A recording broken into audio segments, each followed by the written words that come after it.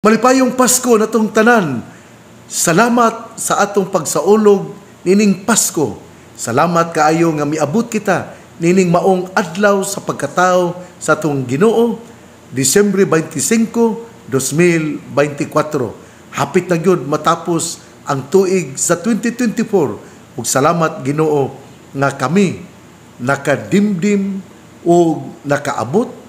Nagpasalamat kami sa among pagsaulog karon sa kasumaran sa imong adlaw na tawhan.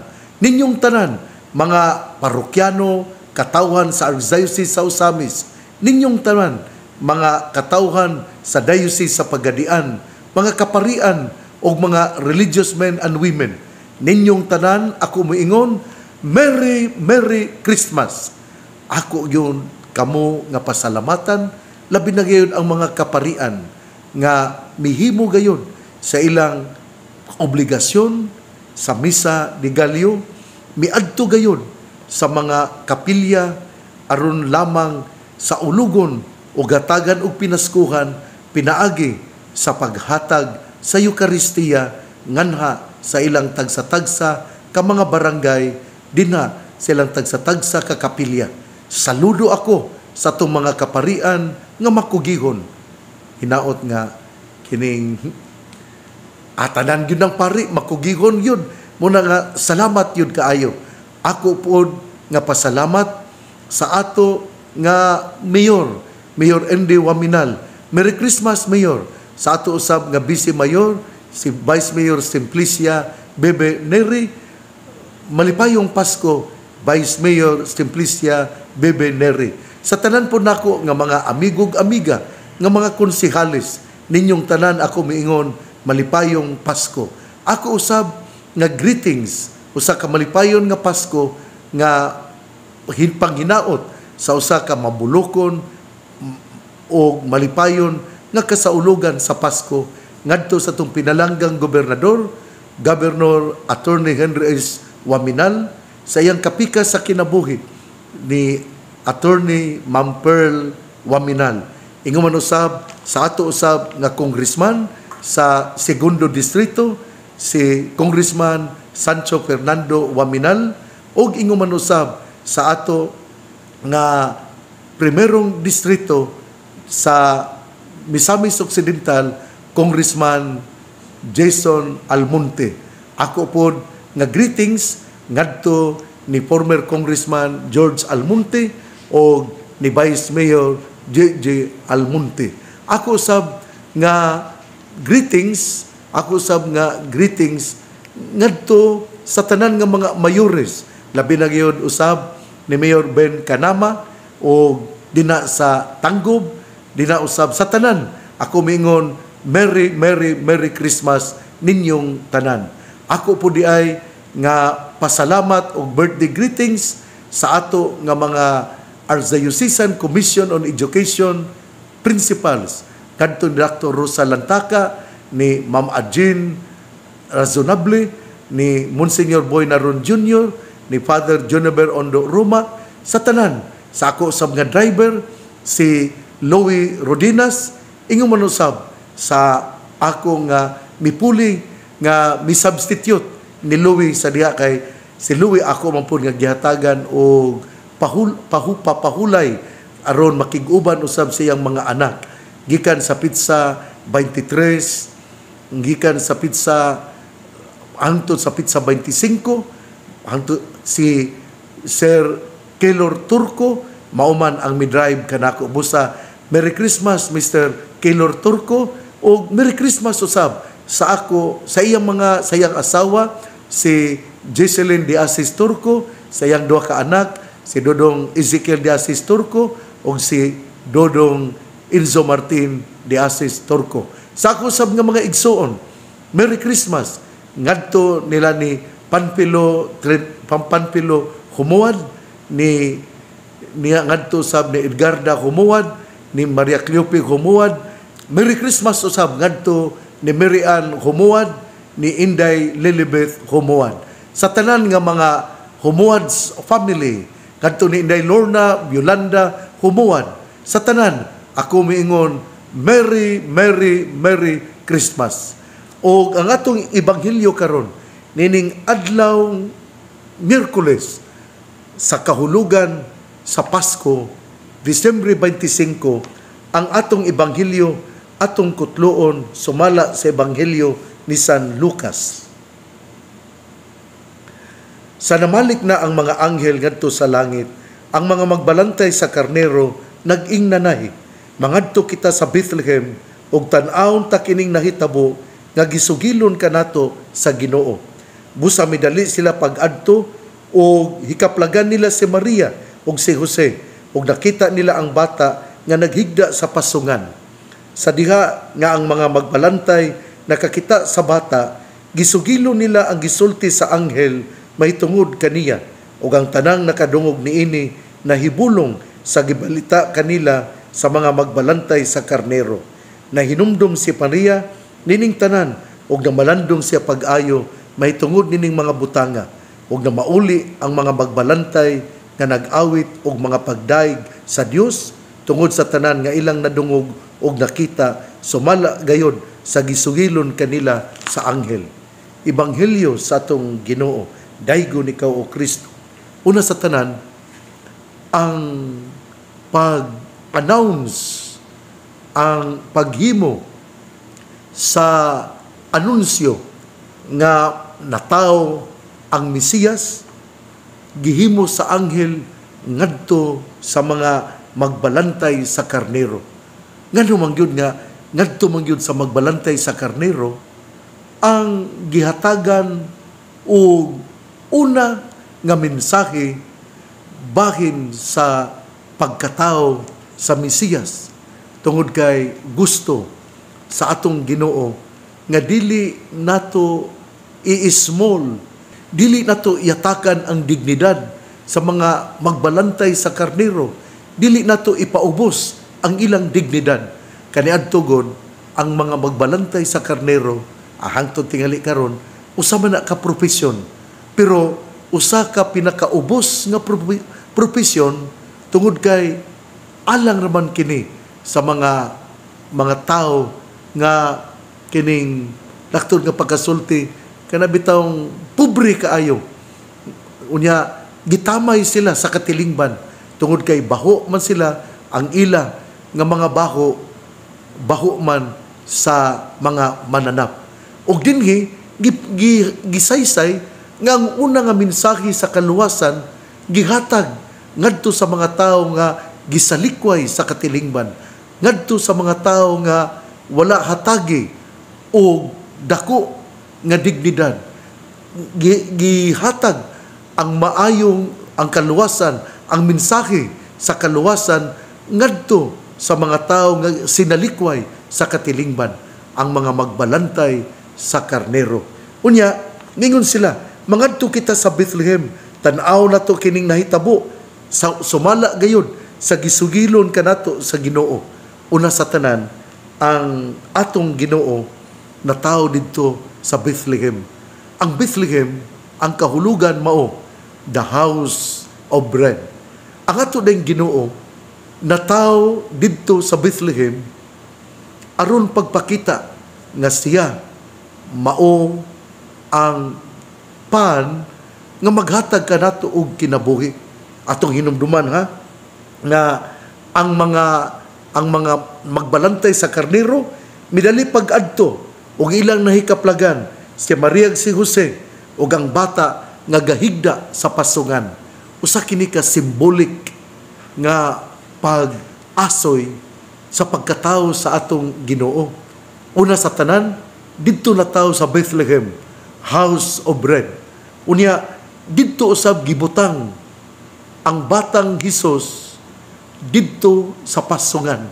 Ang pasungan kita sayod, mao ang butanganan, murag plato, mao kini ang lugar diin ibutang ang pagkaon sa mga mananap. Apan sa gihapon, ang mga mananap gutumon. Sa diha nga gibutang si Hesus dinha sa pasungan, gipakita, gisaysay o gimantala nga mao kini ang bata nga mutagbaw kanato ug ikaw nga mukaon niini dili na gayud gutomon pa. Mao kini ang kahulugan ngano nga si Hesus ang bata gibutang sa pasungan aron imantala nga si Hesus mao ang kalanon nga gahatag og katagbawan. Ang mga mananap nga mukaon sa pasungan gutomon, apan ang katawhan nga mukaon sa pasungan dinha sa altar sa Eucharistia dili na gayud gutomon pa. Nindot kaayo no, o kining eksena, ang pasungan, ang mga mananap gutomon pa, pero si Jesus na tao sa pasungan, o kini gidala nato ang pasungan dina sa altar, atong gisaulog ang Eucharistia aron pagpakita nga si Jesus mao ang pan nga muhatag og katagbawan. Kay kinsa kadto ang mga mukaon sa lawas ug dugo sa atong Ginoo dili na gayon gutomon. Pagkaanindot di ay nining kasaulugan sa pagkatao sa atong Ginoo. Usaday kini kapag pakita nga miabot na ang katagbawan sa tanan. Ikaw nga nangandoy sa hustisya, hatagan ikaw sa kinabuhi ni Kristo. Ikaw nga nangandoy sa kalinaw, hatagan ikaw sa kinabuhi sa tong Ginoo, kay siya man ang prinsipe sa kalinaw. Igsuon, ato gayong pamalandungan ang ato nga pagtuo, labi na gayon ang kahulugan karon sa atong ebanghelyo. Apan sa dili pa ako mutalikod, ako usa nga ipaabot ang usa ka malipayong pagsaulog sa Pasko sa pagkatao sa atong Ginoo. O hinaot nga dinha sa pagsaulog sa Pasko sa pagkatao sa atong Ginoo, naghari ang kalinaw, naghari ang pagsinabtanay, naghari ang paghinigugmaay, naghari ang pagpinasayloay. Mao kini ang diwa sa Pasko. Ug ato pong hinumduman nga atong dawaton ang usag-usa sa ato nga mga membro sa pamilya. Atong hinumduman nga matag pamilya dili hingpit apan gihigugma o gipanalanginan gyapon sa Dios. Sa atong mahinumduman gayud nga walay pamilya nga perpekto. Sama kini sa tanang ng mga pamilya, bisan gani ang pamilya sa atong Ginoo duna siya'y mga kaliwatan, mga great lulas nga mga makasasala. Sila si Tamar, si Ruth, sila si Bathsheba o uban pa. Mga katigulangan kini ni Hesus nga adunay immoral nga istorya sa kinabuhi sa ilang pagkababae. O usbon ko nga dinha sa ato nga pagsaulog sa Pasko, kinahanglan nga kita andam gayod nga makapapasaylo ngadtong mga tao nga muduol kanato. Labaw sa tanan, ang ato nga kasaulugan sa Pasko gatudlo gayud kanato sa pagpaubos. Pangayuan nining Pasko ang grasya sa pagpaubos o paninguhaa pag-ayo ang pagpuyo niini. Ang Dios nga labing gamhanan nagpakaubos sama sa usa ka bata gamay alang kanato. Sa samang paagi gitawag kita una sa pag-ila o pagakos sa atong kaugalingong kagamay o kaubos o kahuyangon. Gihagit usab kita sa pagkaplag pag-usab o paghatag og bili sa mga gagmay o ordinaryong butang sa atong kinabuhi nga daw gibaliwala lamang nato sa atong kinabuhi. Aghaton usab ko kamo sa pagkakos o pagtabang sa mga gagmay o ubos dinha sa atong katilingban, ang mga kabus o hinikawan, ang mga dinagdaog, ang mga tigulang, mga mahuyang o uban pa, busa, mga hinigugma o pinalangga kong katawhan sa Dios, atong saulugon ang Pasko sa pagkatao sa atong Ginoo diha sa tumang kamaya ug kalipay. Saulugon nato uban sa atong pamilya ang pagkatao sa atong manunobos. Dili hingpit ang atong banay, dili hingpit ang atong katilingban. Pero ang importante, anaa ang Dios nga nagpaubos ug nagpakatao sa makanato, mataw ug makakaplag ug luna diha sa atong tagsa-tagsa, kakasing-kasing ug pamilya. Usbon ko, malipayong Pasko, padayon kita sa ato nga pagpanaw uban ang atong Ginoo kay siyaman ang Emmanuel ang nagpakatao nga makig-uban kanato. Merry Christmas natong tanan. Merry Christmas atong dadon ngadto sa atong tagsa-tagsa kabanay. Merry Christmas ang ato nga itimbaya sa ato nga mga isig katao. Merry, Merry, Merry Christmas.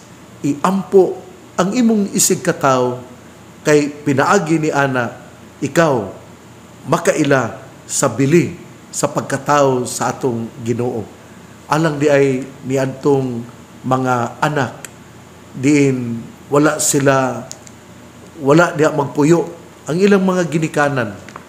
Hinaut unta nga inyo pong suruyon nining adlawng Pasko ang inyong mga ginikanan. Tuwa tingali sila sa halayo nga lugar. O kung dili kamo makaadto kay kamo tingali niara sa Usamis ug tuwa sila sa Sugbo. Pero kung sila aniya lang sa kasikbit nga mga lungsod sa probinsya, atong paningkamutan nga kita makasuroy kanila.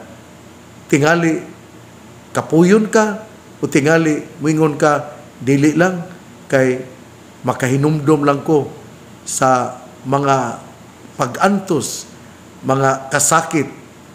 Pero sa ako nang gikaingon, wala may pamilya nga perpekto.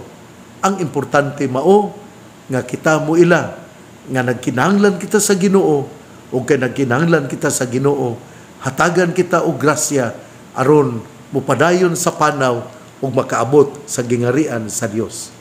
Bisitahi ang imong mama ug papa, dad-i og Christmas gift. Dili kay ang imong gihuna-huna ang Christmas gift sa imong suod nga higala.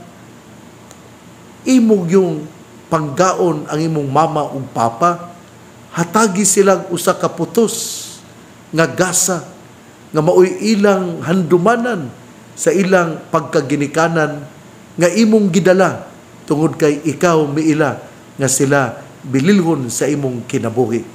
Ang pangaliya sa mahal nga Birhen Maria nga gisangpit sa mga misamisnon nga Birhen sa kuta, ang Ginoo magapanalangin kanatong tanan. Sa ngalan samahan, sa Anak ug sa Espiritu Santo. Amen. Merry Christmas natong tanan. God bless. Mabuhay tayong lahat. Merry Merry Christmas natong tanan. Dili din ako kalimtan ang ako nga amigo kaayo nga usa ka board member, si board member Nemesio Lahay-Lahay. Kanimo board member, Merry Merry Christmas. Ngadto usab sa mga madre sa Malaubang, ang mga Carmelite sisters, Merry Merry Christmas. Ngadto usab sa mga Our Lady of the Triumph of the Cross, missionary sisters of Our Lady of the Triumph of the Cross, Merry Merry Christmas. Ngadto usab sa St. Joseph the Worker sisters, ngadto ni Sister Aida Bano, Merry Merry Christmas. Ingon man usab sa mga Mercy sisters o mga Franciscan Sisters of Mary. Ninyong tanan nga mga religious, mga consecrated men and women, mga brothers sa Lasal, ninyong tanan ako mingon, Merry Merry Christmas sa atong mga kaparian sa Archdiocese sa Usamis o sa Diocese sa Pagadian. Ang Dios nga nagpakatao, matao usab unta, diha sa inyong tagsa-tagsa kakasing-kasing, aron kita mamahimong tuburan sa gugma ug pagpang-alagad tungod kay kita mituog miila nga ang Dios nga nagpakatao aron kita mamahimong instrumento sa iyang paghimo sa iyang paghimo sa kaluwasan. Merry Christmas natong tanan.